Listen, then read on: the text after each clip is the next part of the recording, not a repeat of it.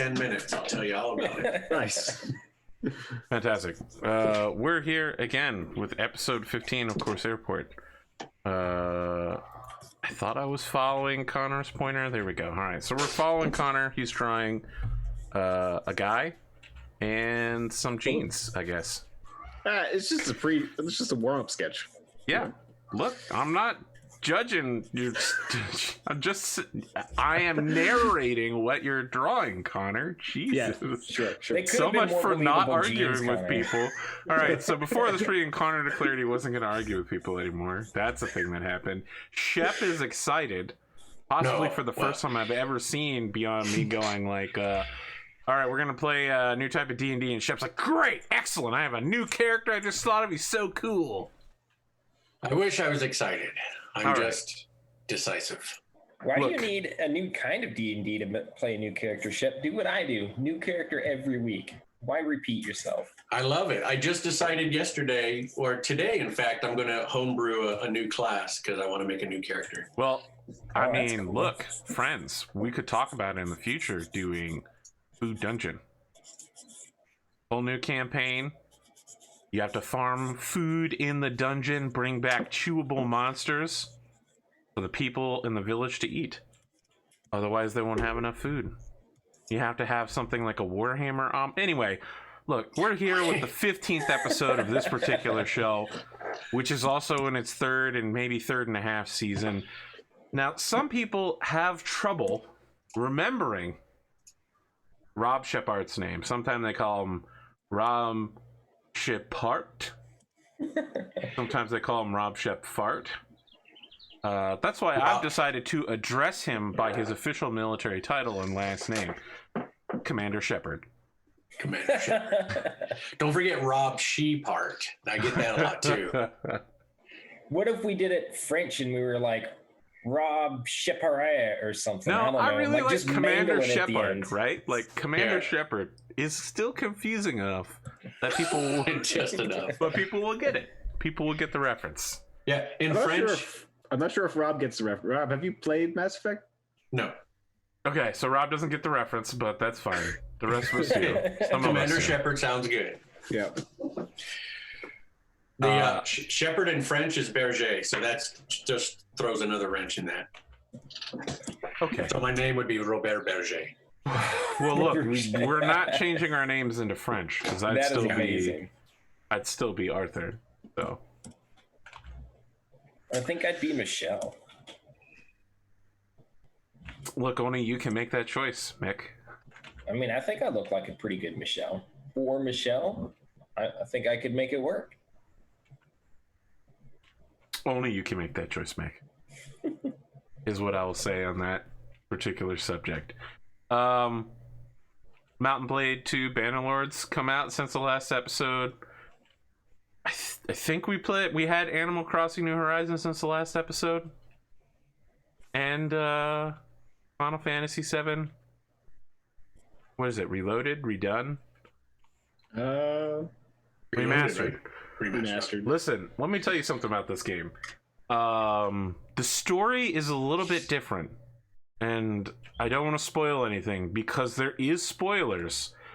So the thing about the remaster is they took everything that's happened with Final Fantasy VII since the release of the game. They're like, well, we had like 8 more games and like a bunch of novels and an anime and a web series. So we're going to take all of the backstory we have ever created for Final Fantasy VII, including like this guy and this other guy and the Sephiroth's battle partners and like all this crazy shit. And we're going to cram it into the remastered version. And we're also going to add like 50 new characters to the game whose only purpose will be to provide backstory. And I'm like, wow, this world is immersive. But it's 40 hours and I still only get out of the starting city, which is 5% of the game. So I don't know how they're going to do beyond, like, the chapters are go here, go here, go here. It's very linear. There's no open movement. So I don't know how they're going to do world map transit, or if they're just going to be like, you show up in Junon. That's it. I look forward to it though. The summoning system's also completely. Oh, really? Yeah. The battle system is better, but I'm much worse at it. The summoning system is terrible, but I'm amazing at it. So wait. When you get out to the world map, you're not gonna be able to just explore? There is no world map in 7 Remastered. Well, for one thing, you never leave the first city. Well, no, I understand that, but I thought you were saying for subsequent releases, there's not going to be any world map. I don't see how they could do it based on the way that Midgard worked. They're like, okay, this is the first chapter, blow up the Mako reactor and escape on a train, and you do, and then you get to the end of it, and it's like, swoosh, save your game, welcome to chapter 2, which lasts from here to here. Now you have to escape on another train while going through Midgard and fighting the police. Chapter 3, not totally through with chapter 3, but it's like, welcome, you get to the 7th heaven, and now you beat up a bunch of dogs. Oh, they're evil dogs, though. Don't worry. Just to be clear, they're evil dogs. So were the ones I killed. All right. No, that's really questionable, Vic. As the Gamemaster, I can confirm that their alignment was neutral, not evil. Well, I mean, you could the same way they closed off the world map in the original game. Like you had the snake that was blocking you with the marshes, and you couldn't traverse across the sea. I mean, yeah, sure, if you're weak enough to not beat the Midgard Zolom first try. Okay. Listen, Connor, all you need to do is bring the enemy skill materia and just fucking zone that dude, okay? Right, which you had to get from the area after. Bro, listen, man, I'm just rocking up there with my goblin punch. I thought you had to get like flare from the cave. Listen, like, man, you can get like anything to beat the Midgard Zolom. All right, I just want to be super clear. There was a playthrough of Final Fantasy VII where I got all 6 of Tifa's limit breaks before the final one in like the train graveyard. So when I went to fight the Midgard Zolom, I basically just fucking zoned his ass. Yeah, I never really ground that much in that game. It's fine. Yeah. It's okay to not be good at that game. You don't need to grind to be good at that game if you just I guess you do. Yeah, you do. You need to grind to be good at facing Ruby weapon. Yeah, you do. Yeah. For real though, getting final attack and then pairing it to the Omni summon materia so that when you die, you run through every summon and still revive your entire party, and therefore the fight takes like 2 hours. Every time you die, you sit there for like 30 minutes. Yeah, I never had that much patience for that. For like the summons. I was young. Yeah. I had I did get the gold chocobo. Well, that's an probably just beginner tier for you, though, I suppose. No, listen, man, gold chocobo's no joke. Speaking of someone who's no joke, let's pop on over to Cotton to do intros. I don't know, that was funny. Alright, people find that amusing. I'm Cotton. I do the stuff. I'll laugh at anything. I don't think anything exciting's happened lately. So let's go to Mick. Nothing exciting here has happened either. Not only have I never gotten a single gold chocobo in my entire life, I don't even know what a gold chocobo is. However, I did appreciate Connor's humble brag of, I got a gold chocobo. But Arthur, that's probably just beginner level stuff for you. So Connor, if you would like to further defend your gold chocobo worthiness, please go ahead. I mean, you need to jump through some serious hoops to get it, but that's nothing compared to like AP chaining summons to like never die. Like that's some end level, high level materia play that I just was never up to. I mean, gold chocobo for me, like whenever I was playing, it was a big deal. Yeah. You have to breed that thing. Yes, all the gold herbs. Chocobo is a lot of work, guys. It's no joke. No joke. Yeah, I mean, my friend and I had one playthrough, and we would just blasted through a summer playing that game. I think the most time I ever spent on a game was Civ 2, trying to get the high score in the Emperor level difficulty, where I saved at the end of every turn. So if I needed to second guess any decision, I could. And that took a long time.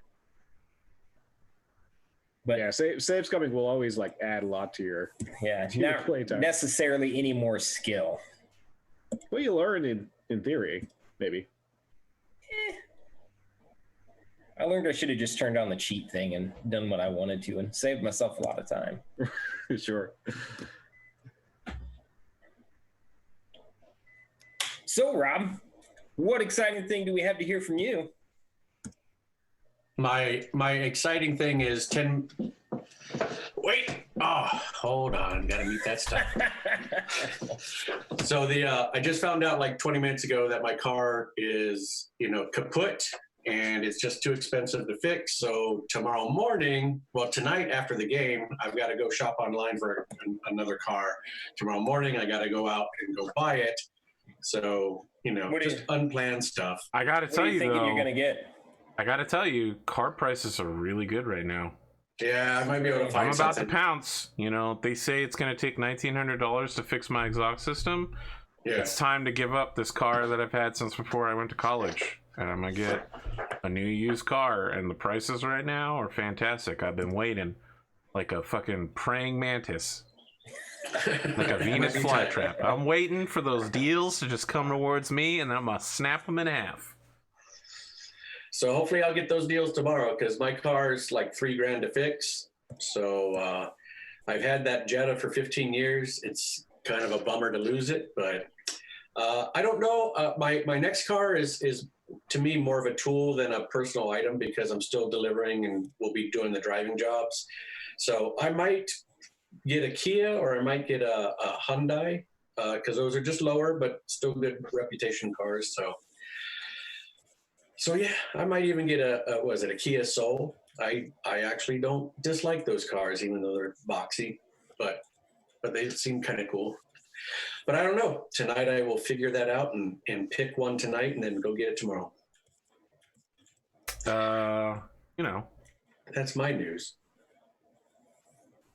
Who's I next? would say get a Honda, but that's always my advice. So yeah, I mean that's everyone's advice. Get a Honda. Yeah. We just got a Honda for my wife, and it's a wonderful car. So Hondas are great. Yep, liking my Honda. It's lasted for a long time, and it's really solid. Let's see. I know Connor went. No, I know Cotton went. Did Connor go? I think that Mick has successfully taken over the stream and forced everyone to go. I threw it to Connor, and then he threw it back. All right, I tried. Hey, I didn't realize you threw it to me. See? I thought we were still talking about you, because we were talking. No, I was done talking about me. I was throwing it to you. I just want to give a shout out to Nishiki rice. I have discovered this after having never had Nishiki rice, and all my life been eating like regular rice, like parboiled rice, or like whatever the cheapest one was, or maybe basmati rice if we were feeling fancy. I was gonna say basmati rice is that premium level shit. No, but okay, talk to me. Nishiki, try it. It's a medium grain. It's fantastic, and it comes out way better. It's like sticky as opposed to kind of like I don't know, the dry flaky effect that basmati gets. Dry flaky? Good. Listen, I'm telling you, if you're getting dry flaky basmati rice, you've made a mistake, and that mistake is not using the Persian preparation method. Maybe, but you don't know what that is. Using our current method. Okay, what is your current method? It's fine. I'm not arguing with you. I'm just curious. To be clear, I don't want to trigger angry clapback count. I want to see this. How close can Connor get to the edge without tipping over? We boil it. I used to have a rice cooker proper, but all right. I don't know. We lost. Let me walk you through this, Connor. Are you ready? All right. This is dangerous shit. Okay, we're talking a pan, not a pot. A pan. You put the rice down. You put the appropriate amount of butter in the pan. Oh, okay. Now you start warming the pan up until it starts to saute the rice. I'm not talking burning the rice. That butter has to melt, and it has to be a low enough heat that when the butter melts, it then becomes a sauce. Then you crank that heat up all the fucking way. You cover the pot, either in the pot cover or with tin foil. You get already boiling water from a microwave. You take take tap water, boil it in the microwave. You pour that shit in there. It's gonna steam like a motherfucker. You close that shit up. Cook it for the appropriate amount of time. After having added salt to the water, boom, that's it. That's all you got to do. You're going to come out with this amazing pre-salted, buttered, slightly flavorful with that buttered rice. All right? It's going to be pretty good. And delicious. it's a perfect transition to fried rice. Yes, I can see that. I mean, you've already got your oil base. It's going to be fluffy. It's going to be wet. It's going to be steamed. It's going to be delicious. It's going to be ready to go immediately. Don't use a pot. Use a pan. Oh, check it out. Butter that shit up. Use the Persian method. Look it up. It's real. But I will say it's possible that nishiki might come out even better with that method. I don't disagree that using the Persian method, people who've been using rice for longer than you have are going to get out there and they're going to make it happen. I mean, I did eat rice for a straight year, but yeah, always with the and like method. that year of you eating rice definitely compares to the thousands of years of history Persians haven't compared. Exactly. Yes. Take those easy shots, Mick. But in all honesty, right? Like, new cooking methods can force you to reevaluate and look at things in a new way.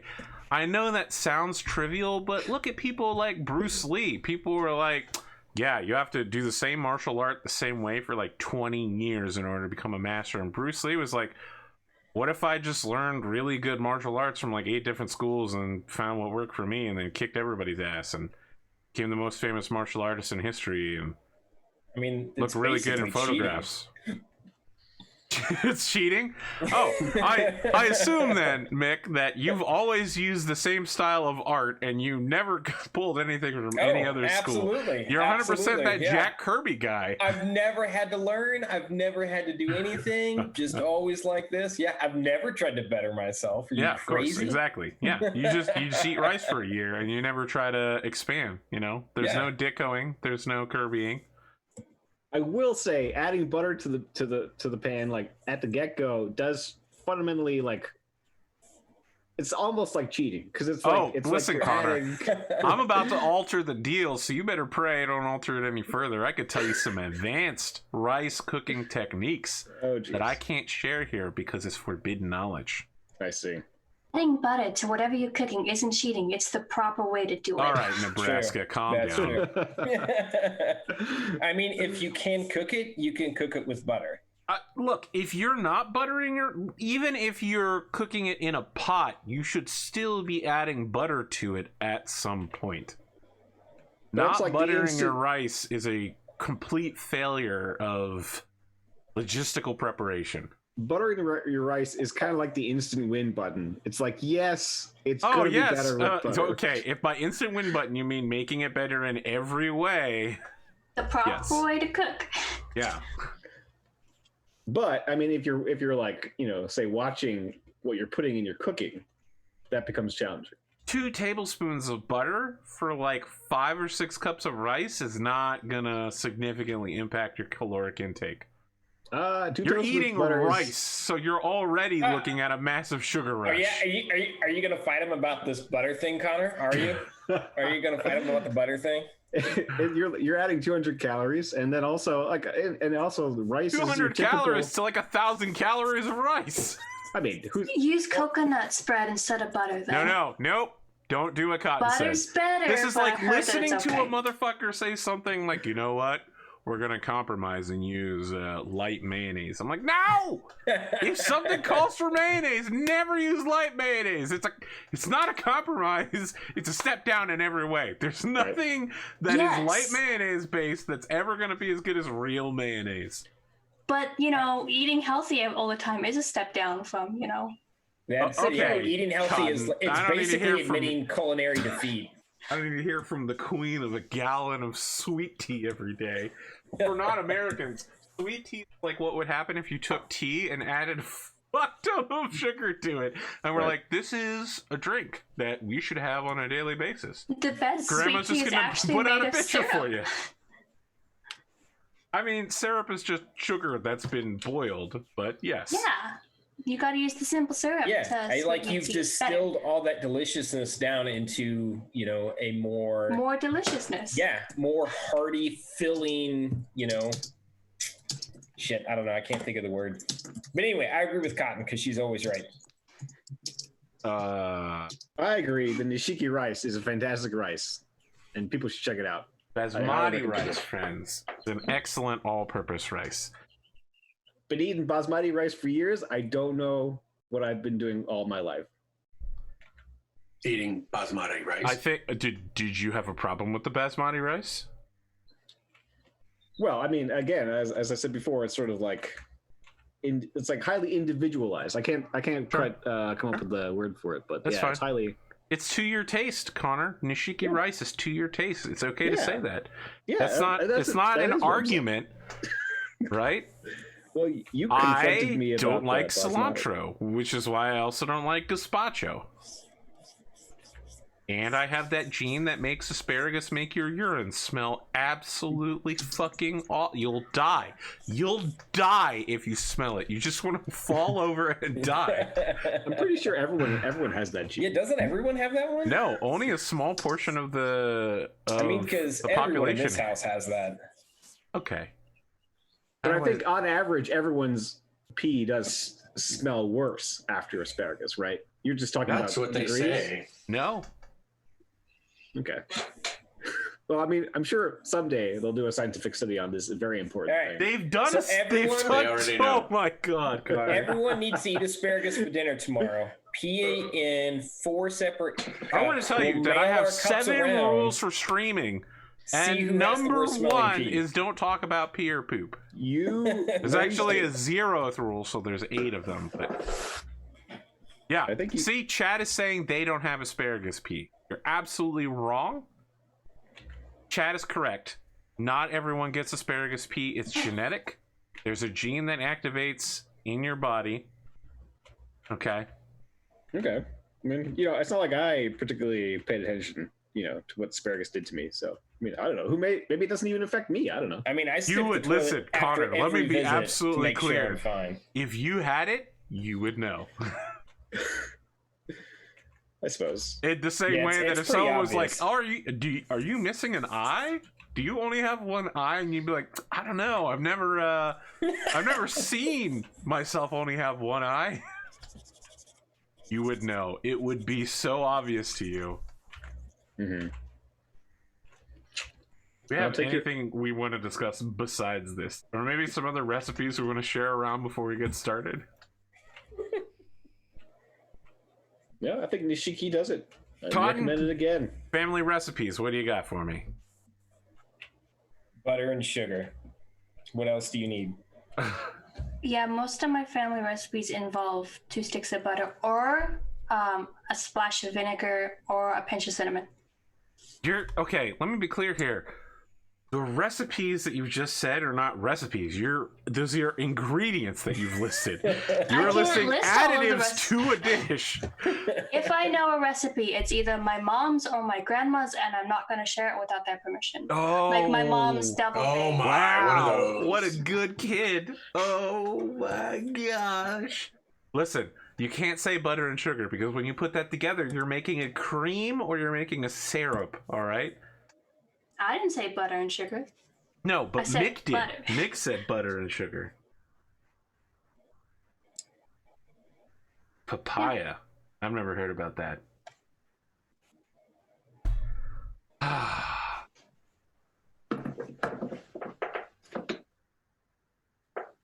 I don't know. Now I want to start an argument about whether or not you flour chicken before you try to pan-sear it. Doesn't seem like I'm able to draw Connor out on this one. No. I've become the real Connor this episode. I haven't been cooking in a long time. Sorry, Cotton? No, go ahead. I haven't been cooking in a long time, so I really don't have that much of a thing. But it's just like since I've been doing the shopping now, I went out and saw this rice, and I was like, you know what? I'm getting this rice. It's slightly more expensive. I'm doing it, and I wanted to just share the good tidings, good results. But besides that, yeah, you won't really get me to move too much on food stuff. Okay. Unless you're talking grains. I'll tell you what I'm talking. Grapes. I am defrosting flank steak that I'm about to turn into some sort of stir fry. I'm thinking. Yeah. Nice. Yeah, might sous vide that shit. But how many days will it feed your guys, and what morale will it keep them at? That's the question you should be asking yourself. My army is me, and it will feed me for approximately one meal, and my morale will be at I'm eating meat levels, so acceptable, but not the highest. I mean, that's average, right? I'm essentially a carnivorous human being. I basically eat meat as much as possible. I am not feeding Amore flank steak. First off, she doesn't deserve it. Number 2, she doesn't eat beef. Number 3, she's like eating a little bit of like the turkey gravy stuff and then throwing up 10 times more material everywhere. I don't know where it comes from. All right? Her tiny body is just like... bleh. Cat's the worst. Yeah, she's absolutely awful to me. Followed me around for 2 days in a row now, so we'll see if that continues into tomorrow. No, she's not. Listen, you can't feed cats steak. That's not. You can give them some chopped chicken. That's about it. Or tuna. Okay, all right. Tuna's the chicken of the sea, Connor. So. Are cats like more of a white meat thing? Like yes. Yeah. I don't know that it specifically has to do with it being white meat, but they're very picky and pieces of garbage. They will eat. They're bullies. They're abusive. They'll hurt you. They'll wake you up whenever they feel like it's their turn to wake people up, which is anytime they want to do something. I think my cat will eat pork. Possibly. I kind of forget. But I think he does. That's the other white meat. I mean, the thing is, if you starve a cat, it'll eat anything, including your dead body as you decompose. I don't starve my cat, AP. Yeah. I'm not saying that you are. I'm just indicating that cats are also omnivorous. Like, he doesn't want to start an argument, but he does have to automatically gainsay whatever you said last. But I mean, the implication of that statement was there was no implication, Connor. Listen. I've seen cats eat plastic plants just because they like chewing on plants. Yeah, it's true. Okay, cats are stupid. Yes. My old cat, who's now deceased, ate 2 cactuses. Like, wow, thorns and all, and wow. Is that why they're deceased? Because that sounds like a bad idea. No, he was deceased because he got to like 18 years old, even though he'd been attacked by a dog 4 separate times. Tough cat. We have no idea how that cat lived as long as it did. It did stupid things like eat cactuses and eat poisonous plants whenever it could. It draws its life force from all the things it eats, obviously. It was obsessed with cheese. I feel like this cat and I have a lot in common. All right, let's kick this bad thing off. Previously, are we actually gonna play tonight? I just come for the conversation. I'm sorry, I won't interrupt again. That's a lie. Okay, Connor too. Did you want to just do a podcast tonight? You sound like you're really insistent on it. Previously on this show, Mick's new character, Charkwalo.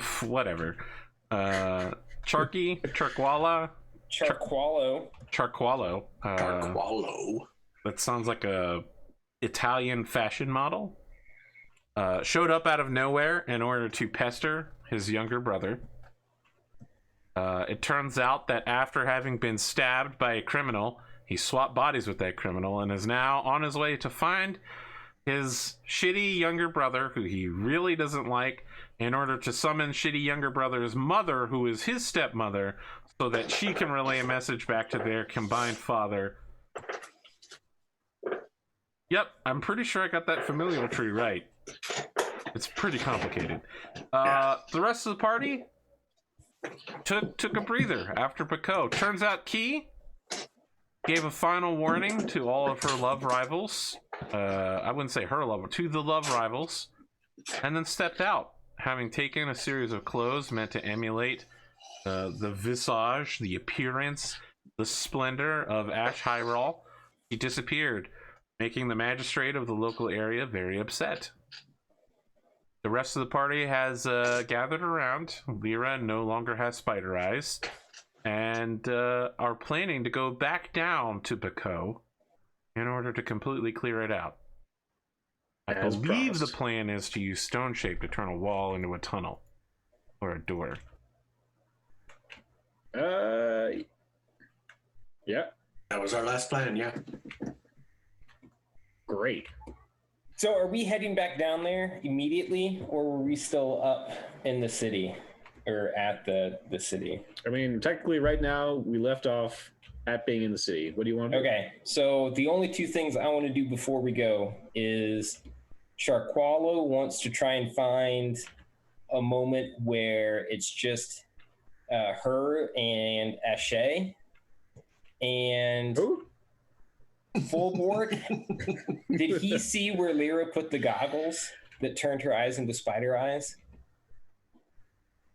That the goggles didn't do that. The work of the divine goddess. Right, but he thinks it's the goggles. Very well. It would Lyra, be in her bag.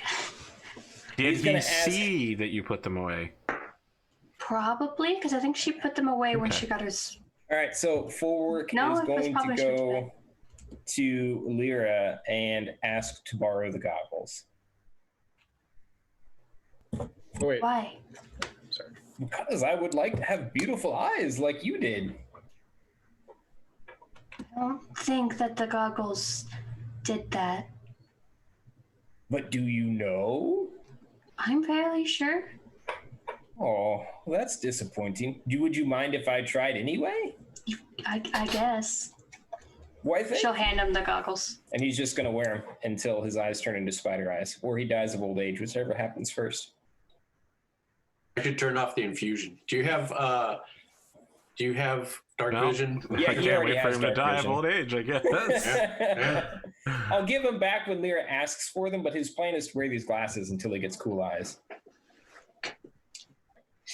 Fair enough. Would that give him super dark vision? No. Superior. It's actually really restrictive because now you can only see, like a angle because they're goggles.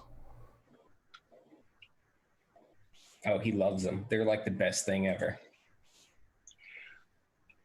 All right, Like that's horse blinders. So you should play more focused tonight. it.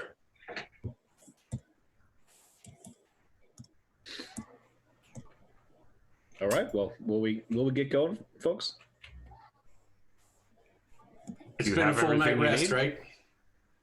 right? Yes. You Okay. have had a full night's rest. And I didn't mention it, but Gizmo, you've actually been how can I put this as comically as possible?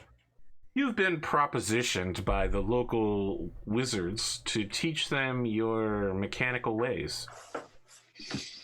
And I'm actually going to write something up for you on that one. Okay. One of these days. Yeah. The primer of virtual metals. Excellent.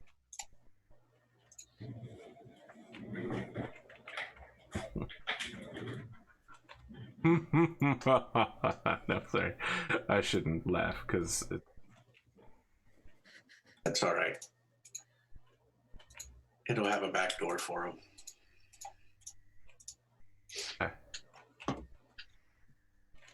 well, is everyone prepared to go? Do you have food and water for the trip? Yes.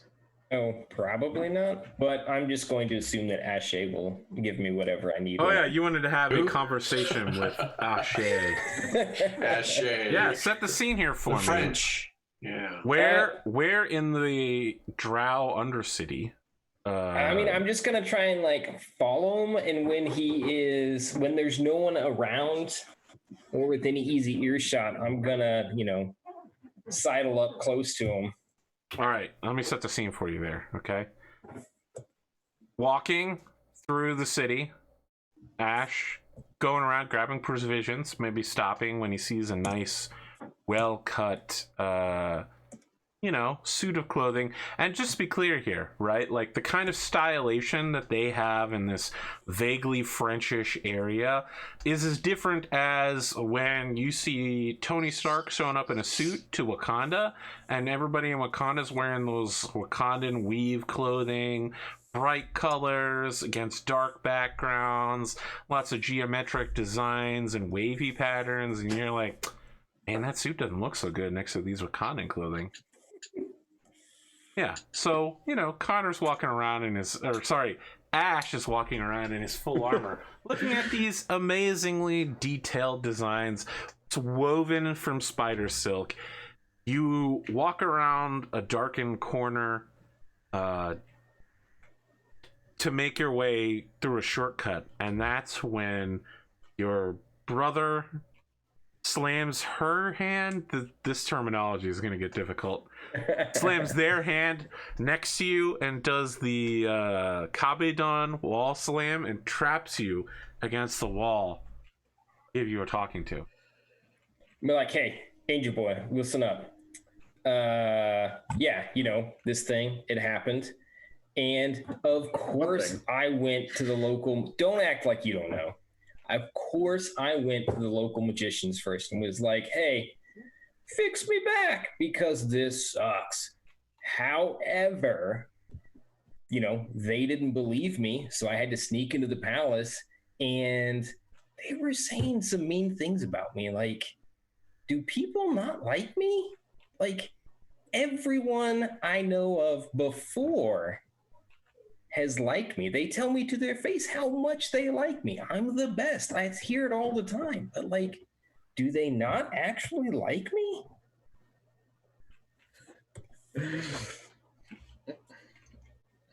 Why is it taking you so long to answer? I don't think you should be concerned with whether people like you. You are the heir, are you not? I mean, yeah, obviously, I'm the only one qualified to do the job. I'm not sure if that's how it works. You should probably look into how that works. No, listen, I was born the son of a king. Bam, qualification. What else do you need? Nothing. Yeah, sure, I'm also devilishly handsome. I'm wicked smart. I'm, just absolutely killer with the guns. Like, I can do it all. But do they not like me? Do I rub people the wrong way? Again, why is it taking you so long to answer? All right, clearly you need some time to think about it. I need some time to think about it. I just, hey, listen, maybe this is the preliminary to an apology that may or may not take place at some point in the future, but not today. So think about it and get back to me. All right, are we ready to go kill some stuff? Yeah, I mean, you show up out of nowhere on this island, and the first thing you do is try and get into some kind of physical altercation. I don't think most people like that. I mean, if I know one thing about you is that you were willing to fight over the minutest detail at the drop of a hat. Don't mistake Connor and Ashe, Mick. Keep it in character. I mean, okay, so you think my hello was wrong? I'd suggest, if you want to examine why people might not like you back in the kingdom, perhaps you should examine how you have started your relationships with people in our group. I don't think you've made the best impression. I saw several real hard eye rolls from Lyra. Lyra, which is she the horse thing? See, that's probably one of the starts of your problems. So she's not the horse thing. Is she the gnome? I think you should pick up on the social cues. They're going to be happening next time we get into, because our lives are all going to be on the line, and you're going to want to. And I'm going to be there to save you. Yes. Well, you're going to want to have earned the trust of your friends. It sounds like a lot of work, but fine, whatever. Get me out of this body. Have you talked to your mom yet? No. Yeah. Well, hop on that. Jeez. I All right. cannot summon her. What? She is What are we? busy. What? And I don't think you're her first concern, I'll be honest.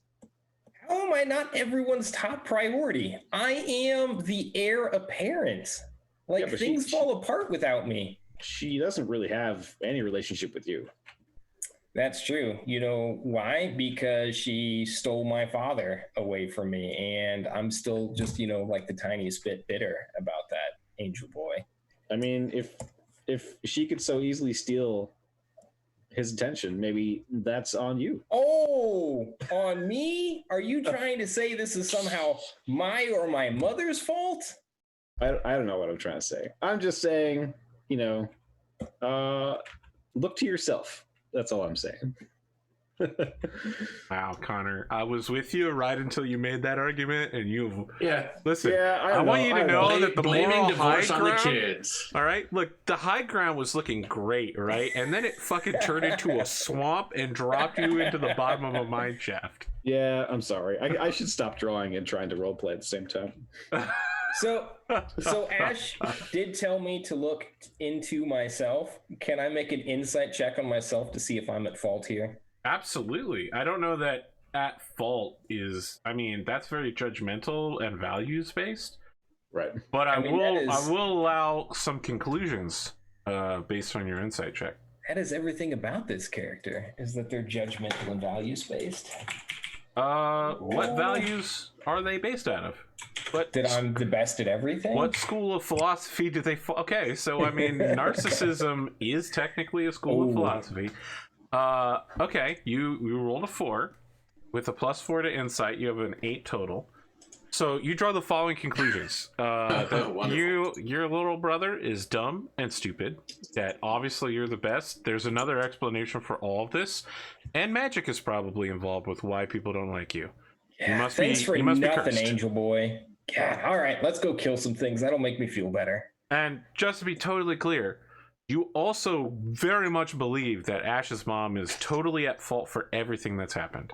Oh yeah, absolutely. Yep. Yeah. If she hadn't stolen away your father from your mother and broken up their happy marriage with her harlotry, everything would be fine. All right, I'm ready to go do this thing. Another person who used dark magic in order to confuse. Oh boy. Anyone else got things that they want to do? I think we're ready. Let's go. All right, just you begin heading down the path. Who's leading the party? Char is definitely going to try and go first. Okay. All right. Can I get a Can I survival? try to direct them there? Oh. I'll also ask for my goggles back from Fullbook before I leave. Oh, yes, of course. Fulbort does not gain spider eyes during the 20 minutes that he wears them. No! Can I borrow them when you get back, please? Perhaps if I wear them overnight. Sure. Thank you very much. Good luck out there today, and I hope you all return safely. Did you say I hate you very much? No, I apologize. Please, if you would like to flay me now for my transgressions. That was the GM asking to make sure that you said I hate you very much. No, what did I say? You said I hate you very much. Chat, did he say I hate? I think he did. You say said I hate. thank you very much. Thank you very much. Yeah. I heard I hate you very much, but all right. Okay. I would never. Please beat me within an inch of my life for my temerity. All right. rolling a I feel like survival we check. can resolve this. I need Lyra to roll a persuasion check of some kind. And Chalk, how would you defend yourself against her persuasiveness? Why don't you make a will saving throw? Will? Yeah. Whatever it's called. Wisdom? Or wisdom, intelligence? Oh, my persuasion's horrible. Well, then Well, if it's affecting persuasion, wouldn't it be charisma? no. You're trying to overcome his resistance. And Got a 12. Okay. You got a Bam, 20. 20. Wow. Lyra, you know exactly the way to go, and every time you tell Chalk to go a certain way, they go the opposite way. If you say left, immediate hard right turn. And when you try to switch it up, they notice. When you're like, whatever you do, don't go right, wink, they're like, okay, all right, I'm going right. Ashe, how attached are you to your brother? I mean, I think he's got a good heart, maybe, underneath a lot of layers. A lot of layers. Chalk, I need you to make a survival check. Wow, Man, natural 20. 20. Lyra, here's the thing. He actually even though the road to Baco is a literal straight line, using the physics of the Underdark, he manages to find a shorter path by going in random directions and warping space and time until he basically saves an hour of a 6-hour trip. Right before you make it to the main road, right before you walk out to that thoroughfare, you all stop because you can hear that there is another wagon approaching. So you're in like a narrow cave that will only allow one person to pass at any time, and you're all crammed in there, clanking around with Ashe moving, and probably Lyra is a little clanky as well, right? Don't you have metal armor? Yeah, the two of you are not stealthy, and you're both clanky. Echo and Greta both having trouble maneuvering in these halls. Way too big for them. They're both clanking as well. You stop, and I need everybody to make a stealth check. If half of the party members or more succeed, you will be able to remain hidden, or at least not detected immediately. 23 from Chalk, who's actually very good at stealth. Natural 1 from Ashe. 22 from Gizmo. 11 from Lyra. Angel Boy, Ashe? can you do anything correctly? So Ashe is like singing. No, what happens is you hear noises and you go to stop, and in the process you lose your balance and your whole body falls forward. Your plate mail is bouncing off of every rock. But at the same time, you hear someone coughing like, "Ugh!" And then you hear two guards go, "Edivet vas," and another one goes, "Ishumina." "Eh, chumanale edvas." Shumanai. From your positions in this caveway, is there anything you want to do before whatever's coming rolls past you? What did I recognize the language? Yes, they are speaking Drow. Oh, Is there any cover so I could actually hide since I made my There's stealth? so much cover. Let's talk about who's in the front of the party. Obviously, Chuck is at trying the to be in very front of the party. Everything in here, I would say, is like a quarter partial cover because you're in like a weird stalagmite cave. It's windy and twisty, and you don't really have a good view of what's about to pass you. That's okay. Gizmo will take cover. He'll hide. Okay. I think Ashe will. I mean, he's gonna put his hand on his blade, but I guess he's also gonna. You are literally flat on the floor with your chain. You did fall and make a shit ton of noise because you rolled a natural 1. Well, when do I? Okay, so I guess I don't get to do anything then. Listen. You can put a hand on your blade. You can stand up. I'm not saying you can't do something, but I just want you to be aware that in the fiction, you are a pancake. Right. When Ashe tries to stand up, Char is gonna drop down and be like, "Stop fucking moving! You're so loud. Just shh." You want to put a foot on between the shoulder blades or something to keep them down? Maybe feel a little bit superior in the process? Oh man, I know Char wants to, but I'm afraid of how Ashe would react. But yeah, that's what he would do. He would just put a foot down and be like, "Stop moving!" You could you could see it on the face that they want to, but then they don't want to, but then they do it anyway. It's very complicated facial expressions coming from Shark Wallow. So I guess Ashe would throw his foot off pretty harsh.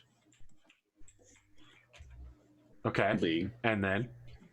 I'd like the both of you to make athletics checks then, with strength. Athletics. Can Gizmo start building his artillery cannon while these guys are doing stuff? Absolutely. Okay. We don't think these guys are going to be hostile. Ash, you got a 16. Oh, yeah. Yeah, but it lasts for an hour. Yeah, you completely throw that foot off and can like plank yourself up and ukimi back into standing position. Yeah, he's gonna stand, but he's also gonna, I guess, duck behind a stalagmite type. Well, it's not wide enough for you to duck behind such a object. Right. Well, he's gonna. There's try and enough hide cover as much that, as- like, if someone tries to shoot a crossbow at you, there's a chance it might hit the stalagmite instead. But these things are not big enough that Ash can hide behind them. They're, like finger or arm size. Okay. I mean, Ash is gonna stand straight up. Basically. Okay, standing straight up. Yeah. All right. Okay. Ready to greet these people coming down the road. Charqual, I have a question. Yeah. You are a human right now, correct? Half elf. Do you have dark vision? That's a question we can answer via D&D Beyond. I think so, right? I think half Features and elves do. traits. Yeah, Okay. he's a half Yeah, elf, dark vision. So Yeah. everyone should have dark vision, so no one needs to have a torch lit. Okay. Lyra, what do you do? I would like to take partial cover. Okay. There's like quarter cover. You and Gizmo are like one pressed up against the other, like hiding behind the rest of the party. A cart goes by. When I say cart, I'm talking like opening scene of Skyrim cart. It's long. It's super long. It's long enough to hold like 30 people in it. It's being driven by what can only be described as a grotesque spider ox. It's like a spider it's larger than a dire spider. Its limbs are pale and white and super fat. It's struggling to pull the cart. Inside, the driver, well, I don't say inside because it's uncovered. The driver is talking to the person beside it, and someone's walking at the back with a whip and occasionally whipping the passengers, who are all bound in iron manacles. So are Ash and I just kind of standing out in the passageways it goes? You are in a small cavernway off of the main passage. You passed hundreds, perhaps thousands of these on the main road on the way to Baco. Okay. No one would ever think to look in them if there wasn't a reason to. Okay. What do you do? I'm gonna whisper to Ash, like, man, I'd hate to be one of those poor bastards.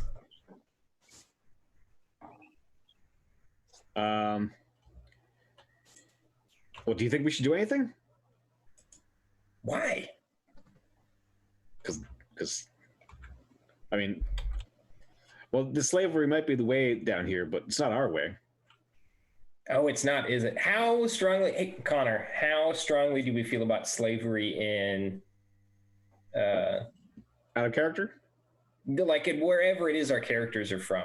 What's that? The Heiral and the Guzan Empire. Yeah. Slavery is looked down upon as the thing of monsters and beasts. Okay, then yeah, when Ash says that, I'm like, yeah, we gotta kill these fuckers. Are you kidding me? Well, just keep in mind, we just came from a town whose entire economy is based on slavery. This is Yeah, and this the is the fact way that of life I found down you there here. does not surprise me because you're barely even really a Hyralian. I mean, When you say that, the person with the whip at the back, one of the passengers notices you and starts and goes to say something, and the guy with the whip at the tail end of the thing whips them in the throat and pulls them out. As they do, their chains pull at everyone else in the cart, and they all come out. right. Like the N5 come out and land on top of this guy, who's now like. yeah, I'm gonna run out and attack that slave guy then, the Okay, slaver. the drow slaver. Yeah. Yep. All right, make an attack roll. all right. Can I do the Unarmed same? strike. No, I have the mace. Because that, right? Yeah, martial arts. Yeah, That's what sure. I think is my thing. Ash, you're All going right. out. We're getting a Heiral Brothers double attack here. Right, that's right. Okay, yeah, make an attack roll as well. In fact, I'll let you guys take advantage since you're attacking a surprise target together in that brotherly way. You know, this is Devil May Cry 3 jackpot. Or if you're a Suikoden fan, it's a United attack. Sorry, I don't play Suikoden. Tactics 7, sure. 11, okay. So I just want to be super clear what happens. You both rush out. It looks amazing. For some reason, I imagine Ashe having a billowing cloak in the process. You both charge out of the cavern one after another. Charqual goes in with the mace, like, ah! And the guy, like, gets an arm up and deflects it in time. And Ashe is just like, this is my moment! And brings the long sword down for a perfect attack. And they bring their armored gauntlet down again and bash it out of the way. And then he goes, stop! What are you doing? Humans. And, like, now we've got a cart. There are prisoners on the ground. This guy's still got somebody by the throat. None of them are surprised anymore. Can I use Flurry of Blows even though I missed? Yes. Absolutely. Also, do we get a full attack? Because this is not a combat round. We're doing this narratively. Gotcha. All right, so I'm gonna Flurry of Fist to do unarmed strike. Sure. You're spending a key point in the process, so make sure you remember that that's happening. Oh, for fuck's sake! You go for another blow, and this guy brings the same armored vambrace in your way. Your fist strikes it for. You know, it just gets pushed away. Like, for fuck's sake, guy, let me hit you! And get another attack with unarmed strike. When you flurry of blows, you get 2 bonus attacks. Oh, it's 2. Okay. 2 attacks. Okay. Yeah. Ashe calls out, this is a warning shot. Okay. You bring up a final uppercut. Are you looking to disable or destroy this person? Destroy this person. Okay. Yeah, like you crush their throat with your punch. Like, I'm not used to this body yet. It's so They sink to their knees going as the person that they were choking. Now that the whip is free, now they're like the 2 guards on the front of the wagon are turning around and hastily loading crossbows. All right, I'm gonna run at them. All right, I mean it's a significant distance. You know? Gizmo will fire his crossbow at one of the drivers. So you are exiting the cavern and firing a crossbow bolt? If I need to, yep. Lyra? I'm going to fire a guiding bolt at the other one. All right. We're not even going to roll for this. Their AC is quite low. It's just that Ashe and Charquala are very bad at advantage-based combat. The 2 of you, blap, blap, hit these guys, and now you've got 30 chained drow prisoners. Yeah, that's right. Yeah, you totally kill these guys. They're start looking for a key on one of the bodies. Do what? I'm gonna start looking for a key. Yep, they have very large, very obvious keys.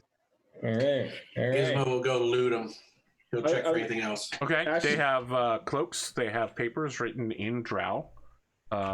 They've been folded folded in 4 parts, like 2 sides pushed in and then folded in half again. Like trying to fit tax information into an envelope to send to the IRS. Is drow a separate language from Elvish? It is. Okay. They have the same root, but they are different languages now. Okay. So Gizmo's like, what are you guys doing? I mean, we don't even know who these guys were. I mean, I'm all for vanquishing evil, but obviously, listen, if there's one type of person I hate more than angels, it's slavers. Although, really, if you think about it, religion is just, slavery of a kind, and angels are the slave masters of religion. Don't ask me to defend it; I can't. But I'm going with it. So we're gonna strike first. Everyone on this road. Is that the plan? Ashe, before that, or as that's being said, Ashe looks at Lyra and says, "Don't take that bait." As he says, don't take that bait, you can see like lightning forming and then it just stops. He's baiting you. Look, I mean, we had an opportunity to do some good. I for one, I'm glad we took it. I am glad that we have saved these people, but if we ever get found out, we can never return to that city. As I free the people, I'm going to tell them, like, listen, this is probably much worse for you because when they capture escaped slaves, they're probably just going to murder you straight out. So if you have somewhere nice to hide, that's what I would do.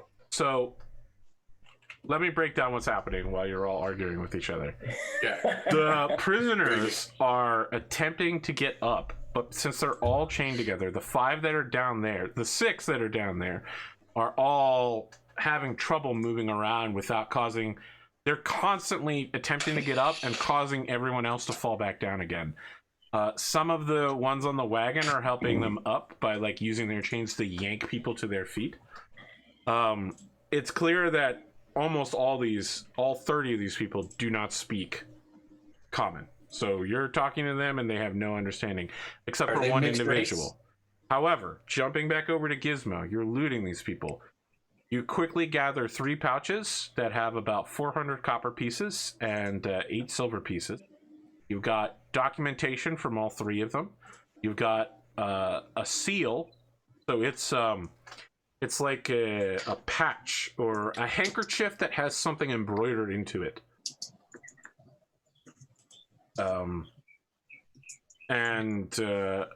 I don't know if you're like taking their weapons or stripping these guys of their armor and clothing, but they have 3 whips, 3 sets of keys. All of them wear, I forget what it's called. When you put metal studs into leather gloves, like reinforced gloves for punching people and hurting them. Not to like kill people, but to like hurt people real bad. Those types of gloves. Would those gloves be good for a monk? I mean, monks have to fight unarmed, but yes. I mean, it's essentially the same as fighting unarmed. They're meant to cause pain. Okay. More of a torture device than a combat device. So now that you guys have a moment, you can see that a lot of the prisoners do have bruises and whip marks. One prisoner that's deep into the cart stands up, and as he does, the people next to him also have to stand up because they're all chained together. And he says, I speak your language. I have not spoken it in some time. Can you go slower, please? Of course. Do you know where safety is? And I'm going to use ridiculous hand gestures, too. Okay. Safety. Yes. Go there. If you could unchain one of us, we could all go in a line there. Why wouldn't we unchain all of you? This person looks like shocked, as if how could you not understand this? We are owned by Underlord Doth. Doth will kill us if we do not return. We will say that we were ambushed by bandits. I'm sure he will forgive us this trespass. Do we know Doth? Go to the surface. The surface? Is it? Are you serious? Are these? Yes. Is that real? That's where I am from. What race are they? They're all drow. They're all drow. Okay. They can't go to the surface. I mean, if the surface is real, we could go there. This is the highest I have ever been. Thought it went on forever. And you could see that the other prisoners around him are like 1 or 2 of them have gathered the energy to question him in drow, and he fills them in, and they fill the people sitting next to them in, and then he comes back to you after about 2 minutes and says, "We agree that the surface is a myth. Wherever you are trying to lead us, we will go with you, because you are our new masters now. But there's no need to feed us fairy tales." Do I look like I'm from around here? Everyone is from somewhere in the Underdark. I am from the surface. The Underdark reaches all places. How far away from the surface are we? I mean, the thing about the Underdark is that it doesn't obey conventional physics, but only several hundred feet.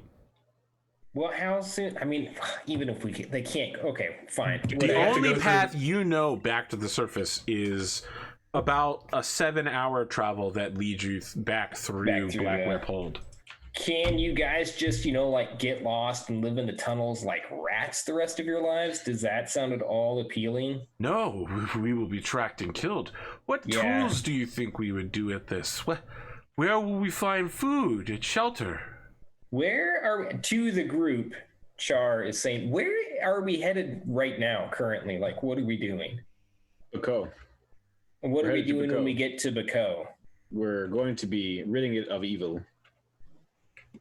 What does that entail? Listen, all right. So, do you remember our third year in refugee movement and political restructuring? I want to remind you that Ashe is several years younger than you.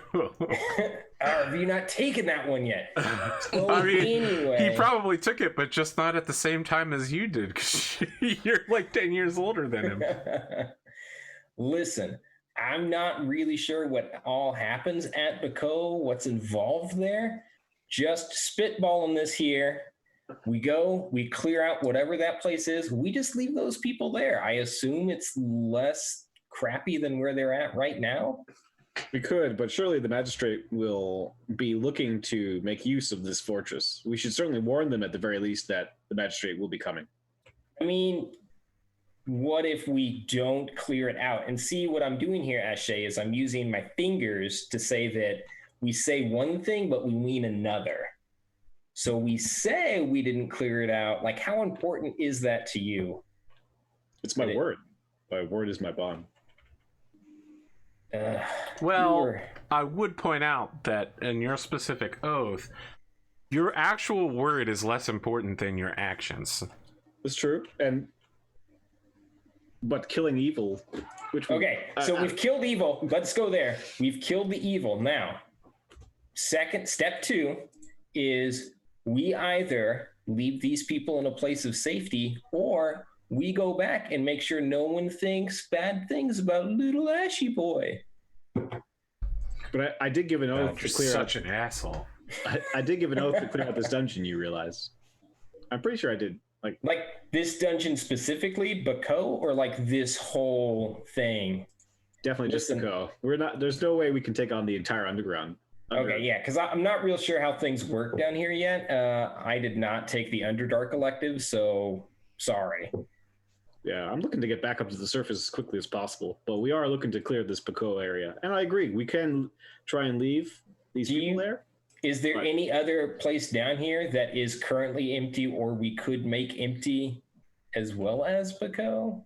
Not that we know of. I mean, it's possible we could find something, but I don't think these people are looking to restart their civilization. So the man that you've been talking to, you're speaking faster than he can possibly translate, but he is translating everything that you're saying as best he can into Drow. And then he stops you and says, "Please wait a moment. You cannot help us. Only a fool or a madman would try to stop Underlord Doth. And look at you. You're carrying a wagon through side caverns as best that you can. You have 2 horses and no spiders. There is only 1 woman among you. You cannot possibly stop Underlord Doth. But perhaps one will come one day. When the underlords aren't looking, we sing of a glorious hero who will one day free us from our bondage and save the city, setting off a chain of events that causes freedom all across the Underdark." Well, I mean, clearly that's about me. So are there any other specifics about like what I'm supposed to do in like a timeline I'm expected to do it in? Yes, they will be a champion of war, bringing death with them and spreading blood and violence. Yeah, no, that still sounds like it's about me. But what I'm looking for is like a specific set of like step-by-step instructions. Like, is there they one will of like ride those... upon the wings of a celestial spirit. Ah, balls. This one may not be about me. I mean, some people say that they'll be very handsome. Oh, sorry. Well, he said you. My apologies. He said you only brought 1 woman with you, but what he would actually say is you brought only 2 women with you, because I forgot that Charquala is in the thief's body. Yeah, right. Yeah. I want to lean to Chark and say, "Oh, it's definitely not about you." We might be able to help you people one day, but I don't believe if your prophecy is indeed true, today is not that day. Yeah, no, he's right. He's got more important things to do. Go Yes, I enjoy agree. being We are going put to back make our into way. chains and whipped until you're dead. We will continue along the path to where we were to be sold, transferring our ownership. But we thank you for whatever it is you've done. People know of any? I'm sure we will be savagely beaten for this. Like haunted or outlawed areas that you're not supposed to go into because yada yada monsters anywhere yes, nearby? We're not supposed to ever leave wherever we are told to stay. Yeah, that makes sense. I should have figured that out. I've been a slave all my life, as has everyone here. Is there food on the cart with you guys right now?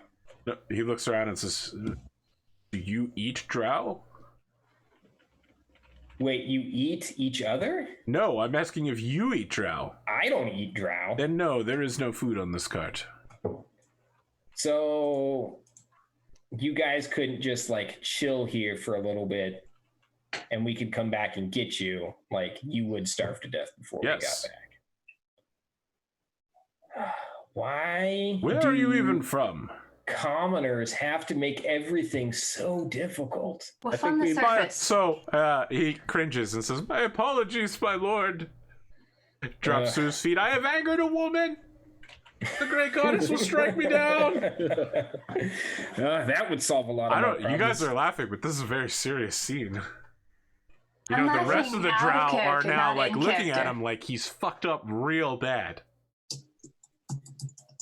He says, "Please, I will take my 10 lashes. Take your whip up."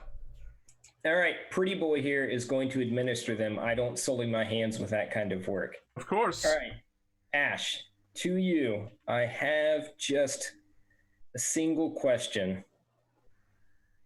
No, I don't actually. I can't think of it. Never mind. All right, if you are unwilling to give these people Dark Toe or wherever it is. Baco? Baco. Well, I have heard that it is a great fortress of evil located nearby, from which raiders sully out and steal people like myself to use as food or to tend to their horrible beasts. How would you like to inherit Baco? Is there food and shelter and people who will protect us so that we may work for them? I assume that you would have to work for yourselves and protect one another. I don't The understand food what you're question, saying. I'm a little iffy on. All right, well, let's walk and talk. We'll keep heading towards Baco. Someone will convince you that this is the best course of action. Well, it sounds like you're making the convince roll, so why don't you go ahead and make a persuasion? Or alternatively, I'll let you make a performance. No, persuasion's where The it's at big for me. bad's name? Or is it- Wait, why are you calling Kuptale, the magistrate, the big bad? It's the only is name that- I had in the notes. Oh my Come on. god, a 12. I thought it was a different guy. Oh, you're talking about Underlord Doth. Underlord Doth. Yeah, okay. DOTH. Oh, that one I already. That's the guy I was thinking about because Yes, it seemed like this Underlord whole Doth. prophecy wouldn't be about Kuptali. No. This prophecy is clearly about me. But the prophecy doesn't have anything to do with Doth. It has to do with a hero who will come and free people from one Underlord and begin a revolution that will spark a slave rebellion. Come on, Ashe. Make another vow. It's Spartacus, man. It's literally the legend of Spartacus. I'm still working on this first vow. There's no way I'm working on making another vow yet.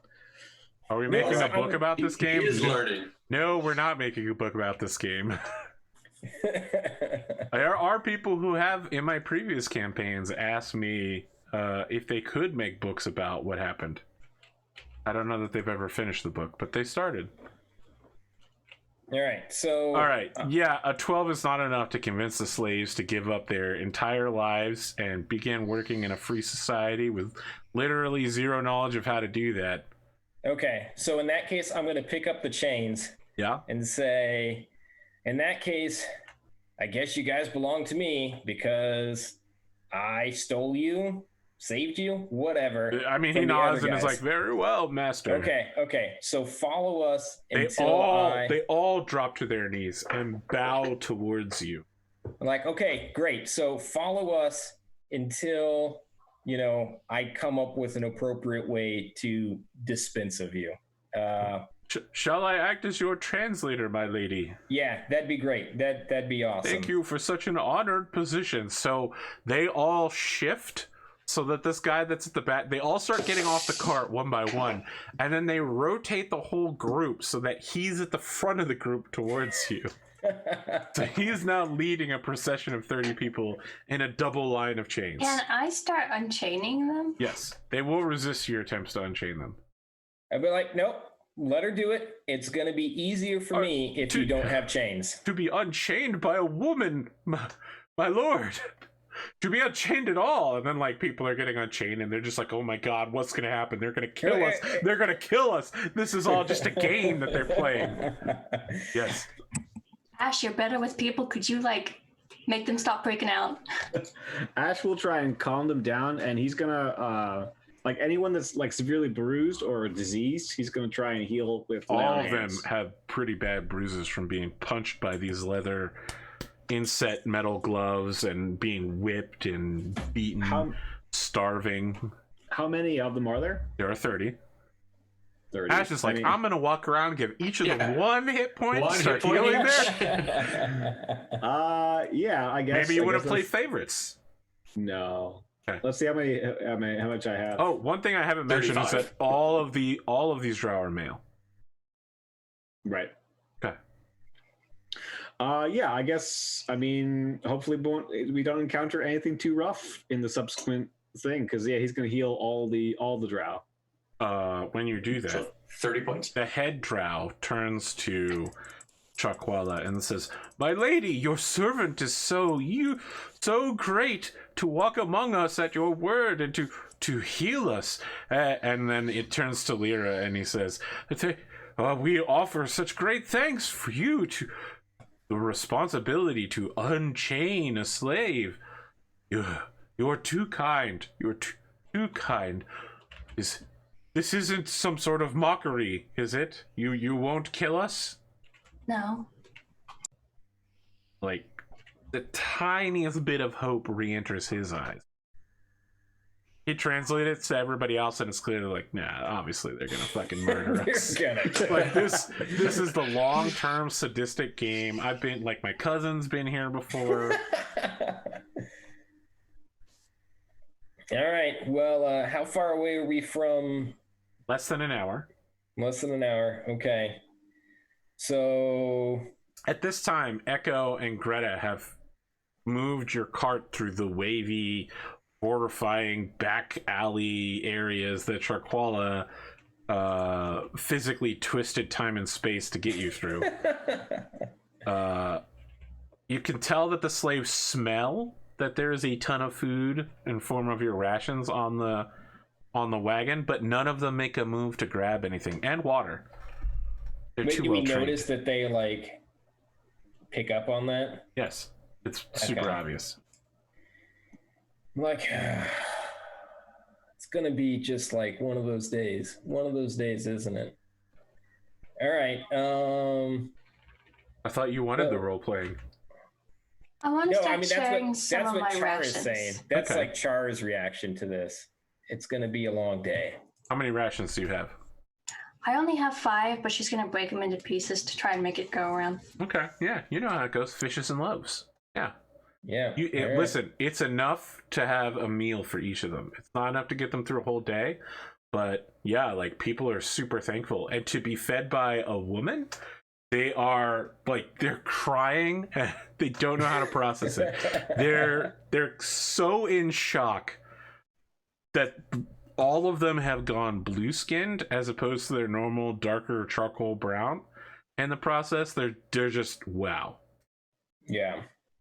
Lyra also looks like she does not know how to process their reaction, and she's just feeling very awkward now. Oh, so you go from blue skin to a lighter Twitter blue. Yeah. All right, so Gizmo, what's going on with you during all of this? You've been quiet ever since you shot a guy in the head and murdered him. Yeah, that's all right. Gizmo's just been, checking out the CO if anything, but he's kind of letting the other guys do their thing. Okay. Not much for me to interject on. On the hour walk to Dearborn, where are we going? Baco. Say Dearborn? You're not going to Michigan in order to find some good falafels, okay? That's not where you're going. Char is going to go over to Lyra and say, so, they're clearly going to take the lead from us. I did not sell either them or Ashe on the Baco plan. Do you think you could put that over? Do you have a backup plan? Like, one of us is going to be responsible for these people. Do you want to flip for it? No, we're setting them free once we can convince them. What? Right. And, I don't think I have the oratorical abilities to put that over. So you're going to have to, lead the effort. But, man, really, that you're a slave lord now. That prophecy they have about me, that is not about you. Been me. That's not even remotely about you. You don't think that's about me? No. I bet you think the song is about you, don't you? Let's put a pin in that for now. But, no, it's done. It's not about you. All right. Well, one of us is going to have to convince them to be free. One of us is going to have to convince Ashe to give them Baco after we're done. I'd rather try to convince Ashe. I'm not good with people. All right. I will try to show them how to be free here. Maybe that's the only thing we could do. The problem isn't that they don't want to be free here. It's that they don't know how. All right, put that over, Angel Boy. Sounds like you're stepping up, which, for the first time in your life, taking responsibility for your own actions. Let me say, it's a good look on you. Well, so Ashe's plan is to show them, I guess, once they get there. I guess, after we cleared out the area. He's literally saying we have to show them. Show them what? How to freedom. How to freedom. Just to be clear, you're taking people who have never had to care for themselves beyond receiving food and doing work, how to acquire food, shelter, clothing. What you're asking for can't be taught in an afternoon. I don't even think it could be taught in a month. Right. That's what I got right now. I'm working on how to just, otherwise the plan is to just convince them until they're no longer our problem, and then they die in Baco, right? Look, we're not going to leave them to die. We're going to have to help them until they can take care of themselves. Which means we have to stay with them until they learn how to be self-sufficient in a place like Baco. Maybe we could convince them to come to the surface. I thought Drow suffered in the sun. Yes, they're actually miserable. Yeah. They have disadvantage at all times. That's going to be super bad for them. They need sun hats nothing and glasses. About Drow. Yes. But listen, we could take them to the surface, but that was probably the only thing they would like less than slavery. Yeah, I guess Ashe doesn't know anything about Drow either, but I metagamed that point. Absolutely. It's all right. Bring them to the surface if you want. Connor is, of course, doing... Charlie said I wasn't supposed to announce this, but here we go. We are putting together a Kickstarter for a new game. Connor has been doing the cover art and the concept art. It's called the Super Heiral Twins. Nice. There's the more popular one with the sword, and the less popular but slightly taller one with the mace. And you go across the map and you try to beat down Drow wearing turtle shells on their back. There's a lot of jumping and occasionally spinning with a tail, and sometimes there's a fireball involved, but that's only when you put on the windsuit, which reskins your character. And if you get the sage spirit of Baldric, you get to talk to the animals. Listen, I tried. Listen, I will be honest. I had a scene ready for Baldric. If you guys started losing in Baco, where I was gonna have him be summoned as a ghost paladin in order to fight beside you. But now that you've successfully defeated the drow there and driven everybody off and killed the main guy, that's not happening now. And now he's just actually dead. Or Jesus. Dang it, that would have been cool. That would have been cool, yeah. Yeah, I mean, he would have been summoned, and then there would have been a voice that said, you know, like, the oath of the paladin is forever. Even beyond death. Yeah, I had a whole thing written down, but it's fine. It would have been cool, but you all would have been dying when it happened, so maybe not as cool as you think. Cool for all right, you. So just to be clear, the party now equipped with a second wagon, albino spider oxen, which is not obeying your commands, and 30 drow slaves who have been freed from their shackles, but now believe that Charquala is their new master. What are you doing with the spider oxen? What are you doing with the second cart? And what are you doing in general? I guess we're just driving them to Pico to get to our destination. Oh, you're slave driving them. I understand. So did you take one of the whips, Ash? No, I didn't take one of the whips. That's all Chard. I commanded them to follow. Do they follow willingly? They or follow on foot. All right, I don't have to whip them. Listen, willing, unwilling, it's hard to tell. You told them to do something, and it was translated, and now they're doing it. Okay. I'm gonna talk to the translator, and he's a guy. Like they're all men. Yes. I'm gonna be like, hey, what's your name, buddy? SHEPart. SHEPart? I'm sorry. Was that SHEPart? SHEPard. SHEPart. All right, listen. All right. So those spider things? Oh yes, the spider oxen. Yeah. Do you know how to run those things? Nope. How dangerous are those things? I have seen it eat its own masters before. Yeah, it sounds about right. All right. Well, we'll leave them here. We'll just keep going on foot. You guys are used to walking, right? Yes. I guess. Okay. Do these things count? We can go for 18 to 20 hours without stopping. That's some kind of fantastic. Thank you, Master. Oh man, this is real uncomfortable. So Ash is looking at the. So he immediately drops to the ground, and everyone around him drops as well. And he says, "I'm sorry to have displeased you." Like, no, I forgive you. Please stand up.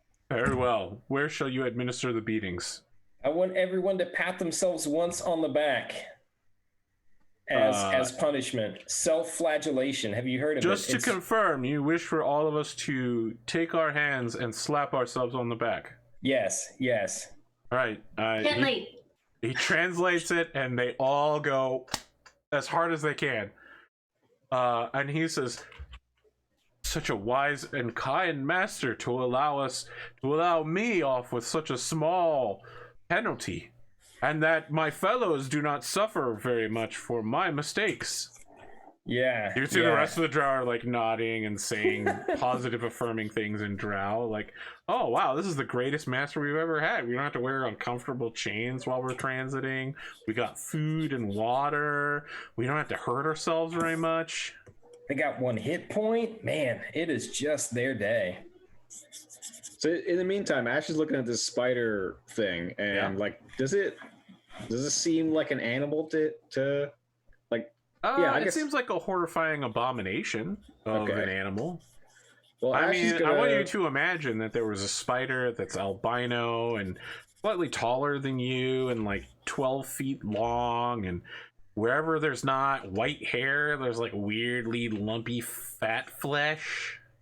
Yeah, it sounds pretty horrible. Yeah, it's fucking horrifying. It's almost as if the spider goddess came up with some sort of terrifying form of transportation. Lyra is standing as far away from it as possible as she can. Well, Ash is going to try and direct this creature like to come with them. Okay. You speak drow?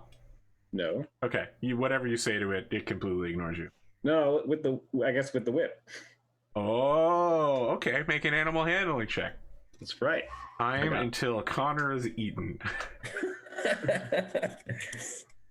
Well, I do have that skill. Please tell me you're not bringing that thing with us. A 14. All right, what are you directing it to do? To come with us to Baco. All right, you. And it begins dragging the empty cart behind it and follows you. Okay. I mean, so Ash is going to explain to the party, like, if this is a beast of burden down this area, they're going to need it. Where we go, where they're going in Baco.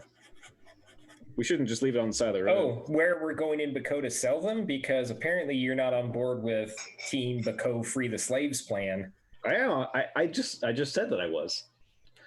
We're gonna have to show them how to be free in some fashion. What about your holy duty? I thought you hadn't given that up yet.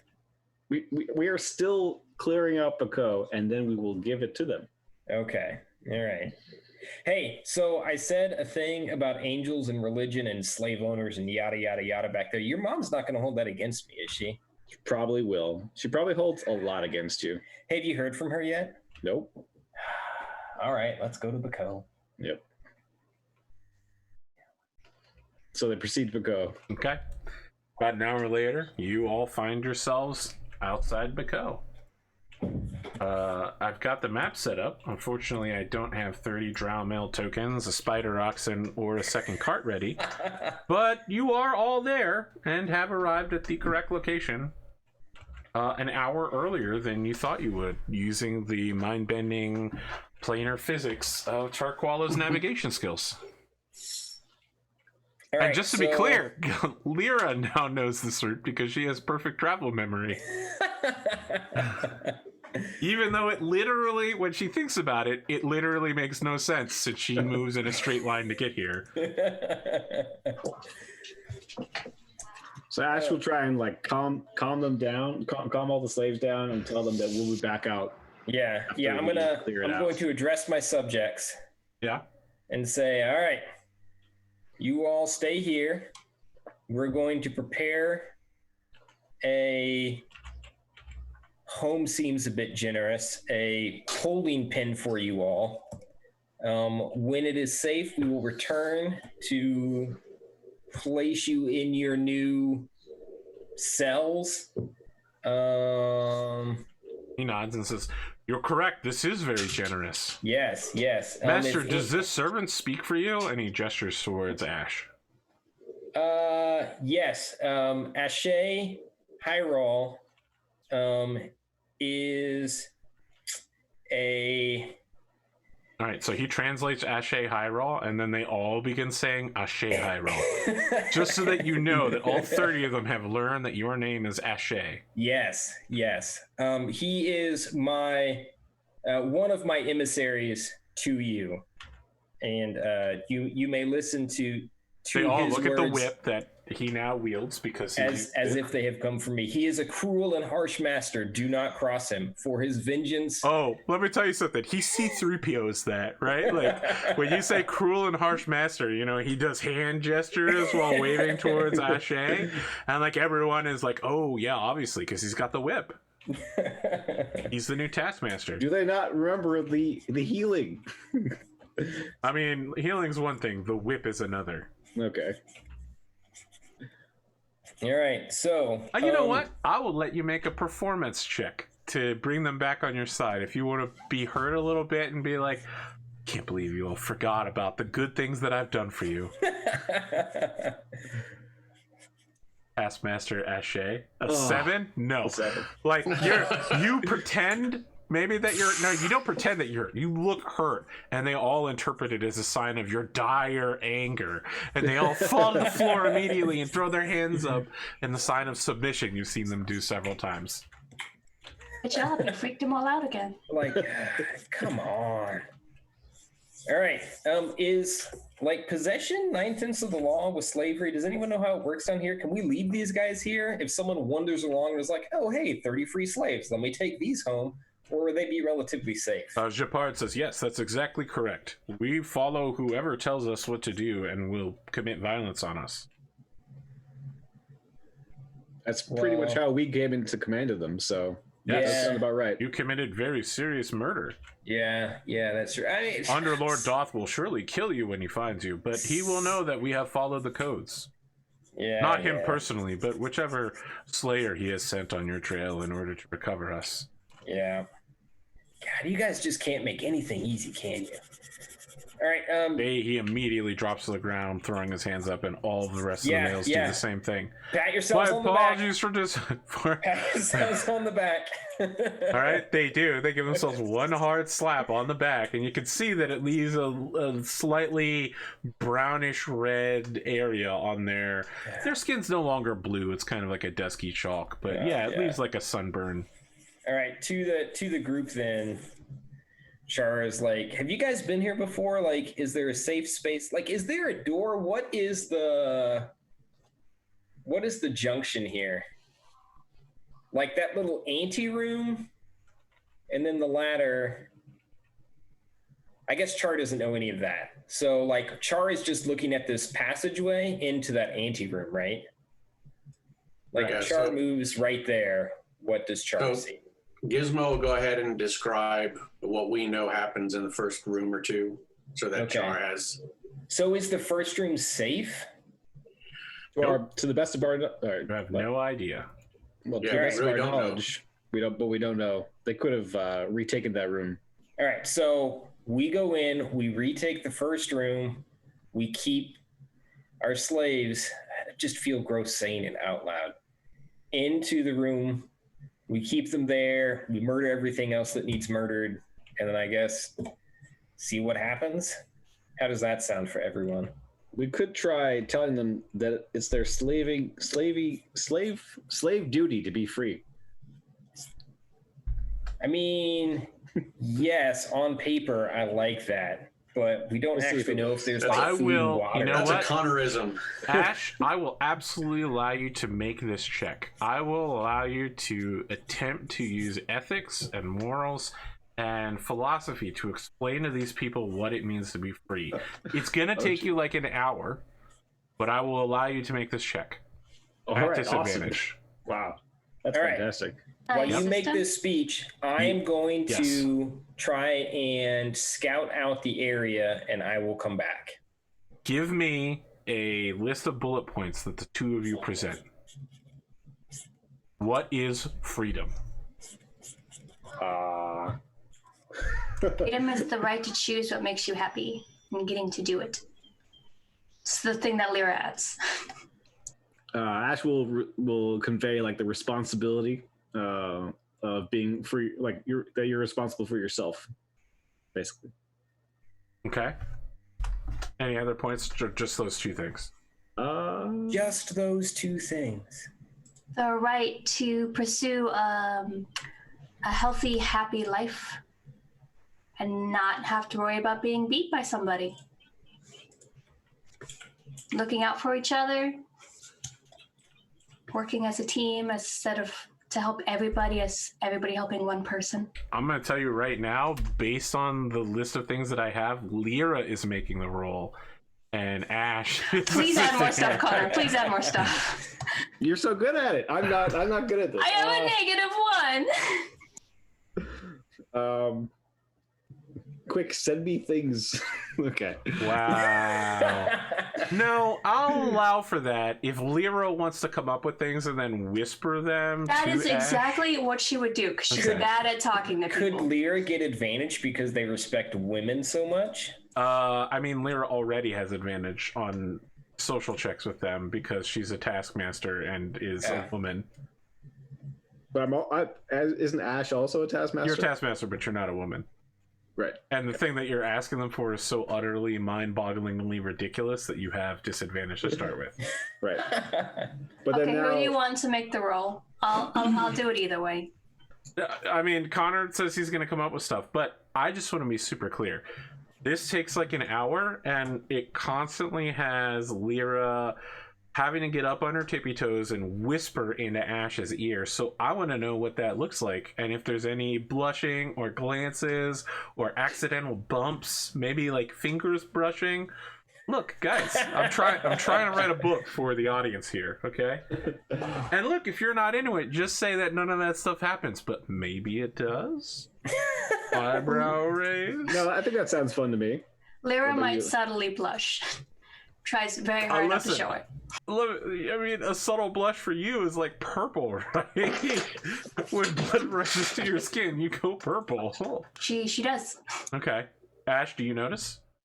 Yeah, so Ashe... What do you do? I mean, she's in your ear, whispering, intelligent words that you know nothing of. You're like, I don't know how to give this speech, and Lyra's just like, I do. Right. So I mean, I think Ashe is seeing her in like in a brand new light, right? Because this is like, wow, this is the moment. Yeah, this is the moment because this is sort of connecting to him on that sort of paladin level, right? Where he's sort of pursuing truth and justice. What everyone wants to know is, do you blush? Yes, Ashe blushes. And got him! I got both of them to say it. There's hand bumps. Oh, there are 17 weeks. I say there's hand bumps as far as Ashes go. All right. Okay. All right. You get to make a persuasion check, and it's just because advantage and disadvantage cancel out. It's just the first roll. Just the regular. All right. Yep. It's gotta be good.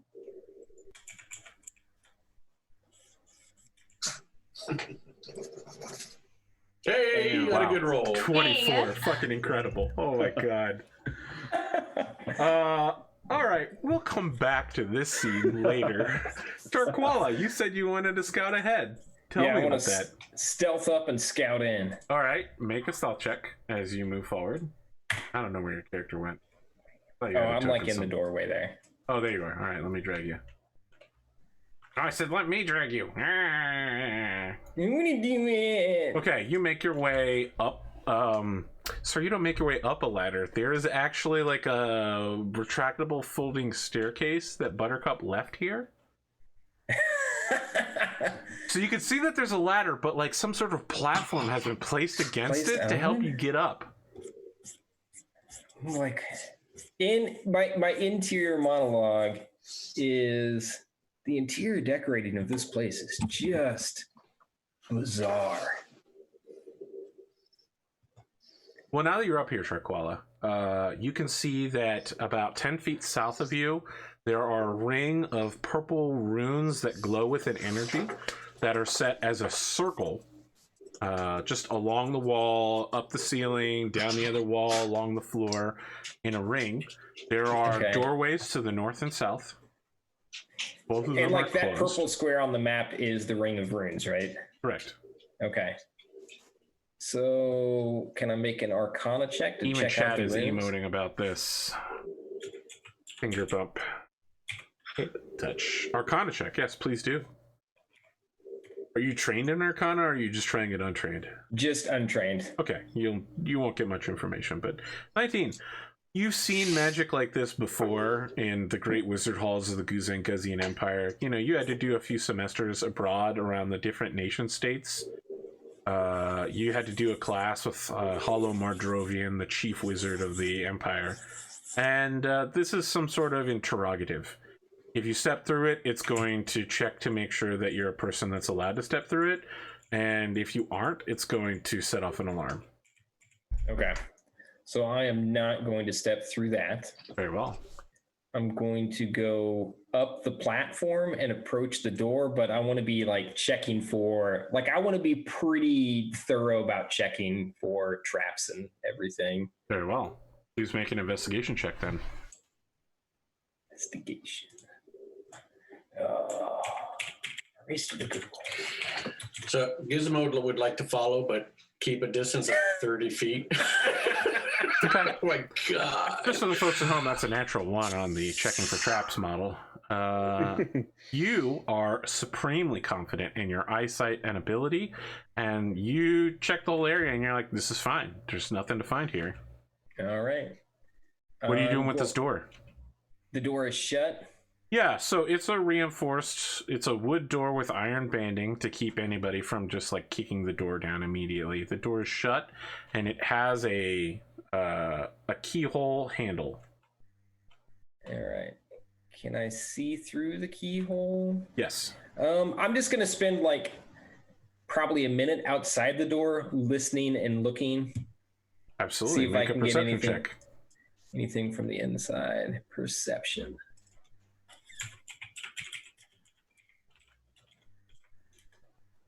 It is silent as the grave on the other side. All right, I'm gonna You test do the handle. hear someone coming up behind you from up the ladder. All right, I'm gonna go into a defensive position and get ready. As you get ready, the head of Gizmo Rumplestomp pops up the ladder. I'm going to have a minor heart attack. I'm like, oh my god. Wait, Lyra? Gizmo. Gizmo. Sorry about that. Remember, the short one, Gizmo. Gizmo. Okay, Gizmo short. So, like, I didn't see any traps. You guys have been up here before, right? And it's just a big empty room on the other side. I didn't hear anything.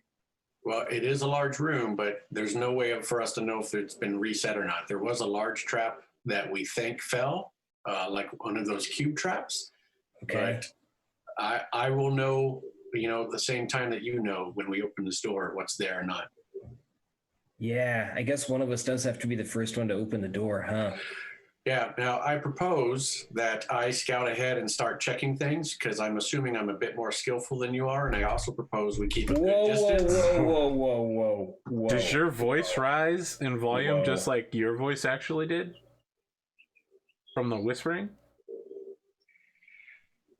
When he says he's more skillful than me, I think my voice would rise, Yeah, okay. Yeah. Okay. Yeah. All right. So do you not think I'm more skillful at this than you are? Listen. I mean, I am Ashe Heiral. Like, I have trained my whole life to be the best at everything, and I didn't even need the training in the first place. So just back up, and I'm going to open the door. Okay. You open the door. On the other side, you find 2 chairs, a series of painted rings on the floor, and a 15 by 15 by 15 foot rock block that is clearly blocking any further passageway into this facility. There must have once been corpses here. You can see that there's blood all over the place from all the stabbing and killing. But you can also see that it's been dragged around, like someone must have picked up and moved the corpses after their death. So I'm turning to Gizmo like, is this all your guys' work? Is the room clear? I mean, I don't see anybody. I didn't hear anybody. Yeah, with that 10 perception and that 1 investigation, absolutely not. Yeah, no, I'm 100% confident the room is clear. Look at this Conorhughes, just out of nowhere, drawing those calves, drawing those legs up on the tippy toes, drawing these almost knee-high socks.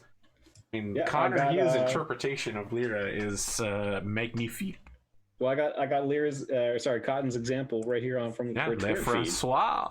It is the language of the. Why are you standing in front of a podium with a microphone? That's not how the scene went. Oh my god! This is the chibi anime version. This is the high school AU, the alternate universe version. Creative Liberty. Yeah, Creative Liberty, certainly. Oh, with student council president Ashe Heiral, vice president Lyra, who has to actually tell him everything to say. Right. Football captain Sharkwala, an AV club member Gizmo Rumplestomp. Oh my god. Yeah, you crawl your way in here, and Gizmo, do you also look into the room? I know you're saying you wanted to stay 30 feet behind, but so I'm gonna not 30 feet to stay behind. Yeah, I just want to. I guess it'd be a whisper a little bit more. Let people up the ladder know or down the ladder. We go down the ladder, right? You climb up and then go back down the ladder. So you have to shout down the ladder to get to them. All right, so I'll just let them know we're entering into the main room where we had combat. Now, are you still carrying your assembled turret on your shoulder?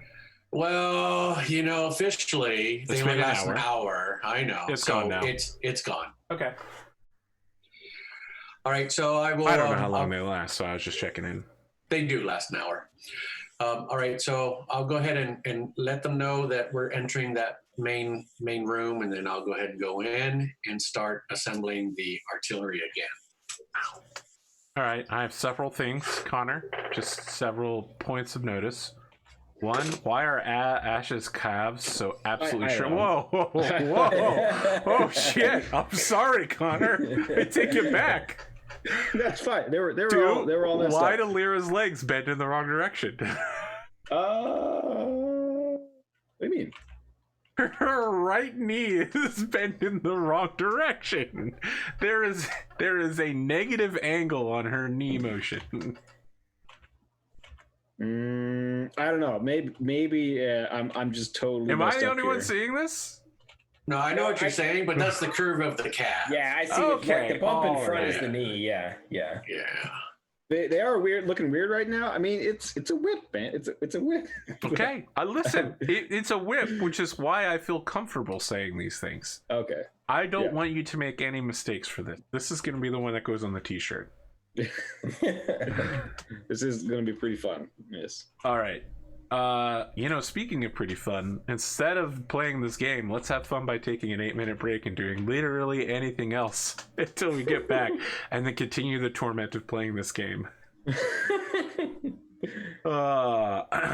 Bathroom, whatever you want. YouTube, it's just gonna be one ad unless you use Black Origins, in which case there won't be any ad. So we'll see you when we get back. Sounds good. Well, I'm glad that it sounds good for you, Connor. Yep.